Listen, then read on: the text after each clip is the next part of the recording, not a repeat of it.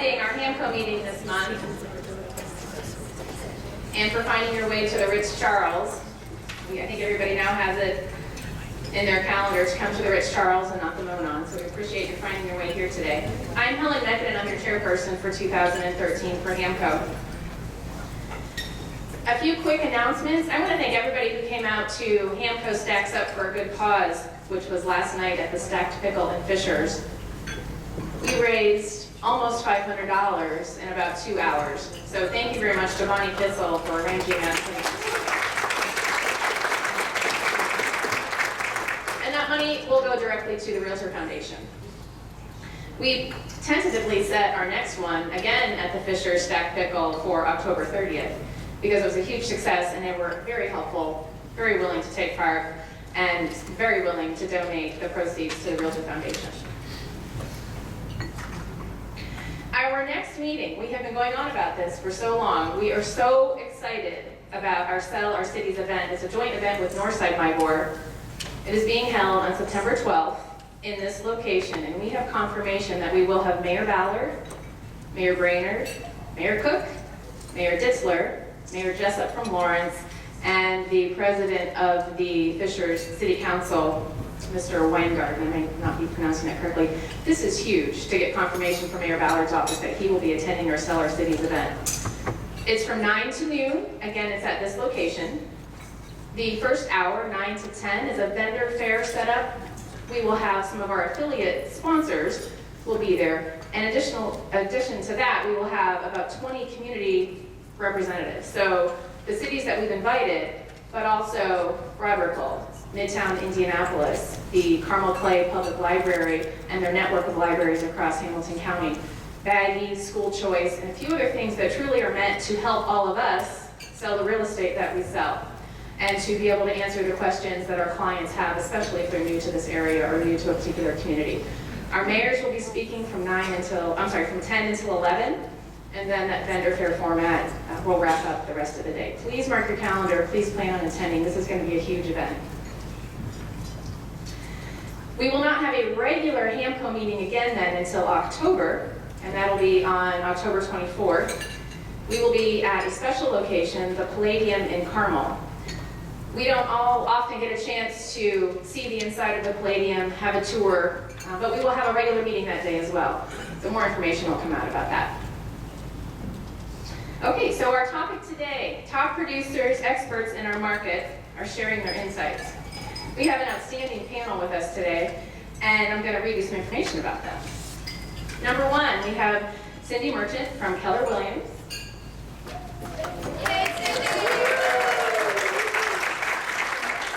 In 2012, individually, she sold $10.5 million with 46 transactions. Her team sold an additional $12 million for a total of $22.5.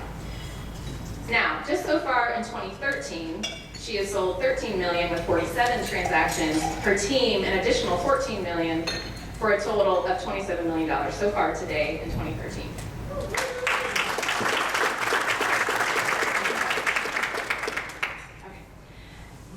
Okay, Cindy's been an agent since 2002 and a full-time agent since 2004. Her biggest success factor is responsiveness, and as we get into this panel, I'm sure that will come out in some of her suggestions and pointers.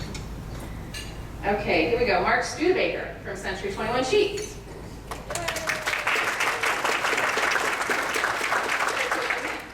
Okay, in 2012, the number of transactions he finished were 228 for a total of $23 million. So far in 2013, his year-to-date number of transactions, 95 for $20.2 million, and that's just so far in 2013. Let's see, Mark's been in the business for 20 years. His biggest success factor is that he wakes up every morning with the thrill of only with this thought: I determine my success and no one else. Okay, Mary Jane O'Brien from FC Tucker. Yay!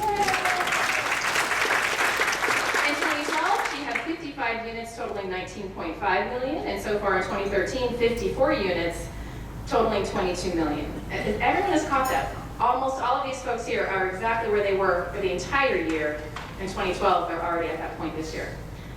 She has an unlicensed assistant and 2 licensed team members. She's been in the business for 22 years. and one of her licensed team members is her youngest son, John.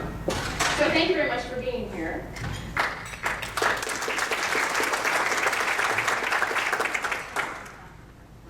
Oh, we have a quick announcement. If anybody lost a small clutch in the parking lot, thank you. All right, we're going to get into this. As we sort of discussed, I will ask you these questions, share your insights. Our audience wants to see who you really are.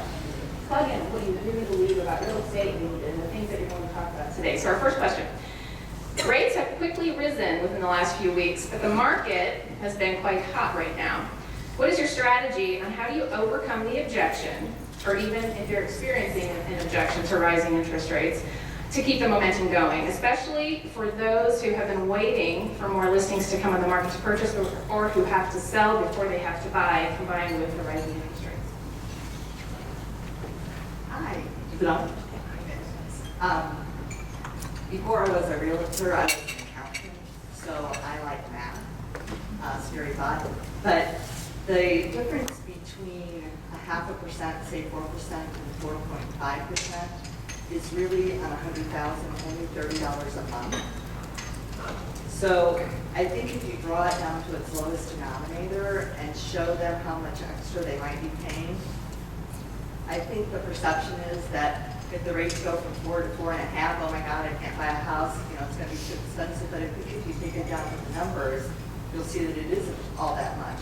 Another option I give my buyers is to ask for closing costs, and they can always buy the rate down with the closing costs. So those are two type of solutions that I might use.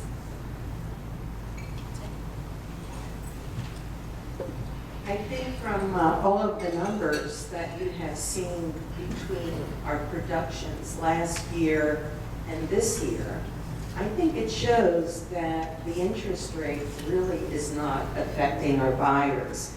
As a matter of fact, I think they want to get out there and purchase before they really go up. So I really have not seen much of an issue with interest rates. And truly, I still think the interest rates are low. I think the reality of it is people buy based upon payment. The rate really is immaterial. The car business does a great job with this, and the more we focus on interest rates, the more of an issue it is. I don't even mention it, and I can tell you I have not had a customer mention it in probably 6 months. And because rates are so historically low, we really want to sell the value of real estate. When we're in an interest rate rising market, normally the housing market goes along with it. So I focus more on what valuations are happening with the market versus interest rates.